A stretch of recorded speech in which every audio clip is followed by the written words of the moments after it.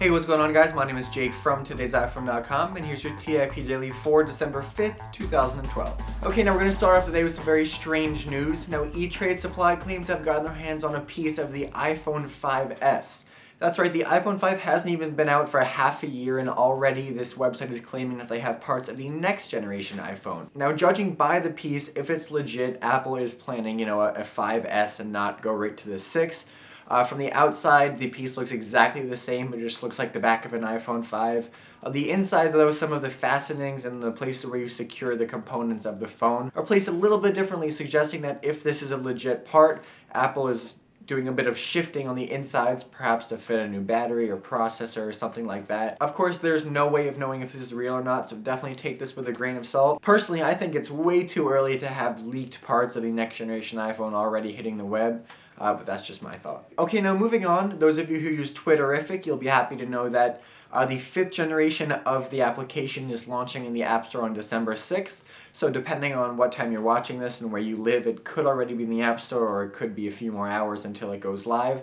Either way, though, this is a huge overhaul of the application. It features a ton of new features.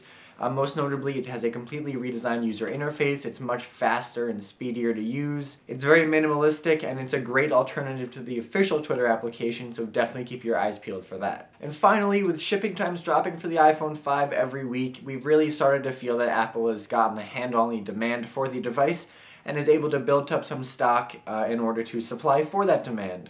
Now, this thought has been strengthened by the fact that Apple has taken away that 2 iPhones per customer limit on its website. So now if you want to buy 10 iPhone 5s, you can do it. If you want to buy 20, I guess you can do that too. This is great for families of a bunch of people trying to get iPhones for everybody. So if you're shopping for the holidays and iPhone 5s are on a bunch of people's lists, you're in luck. Okay, well, that's all the big news for today, guys. Thank you very much for watching.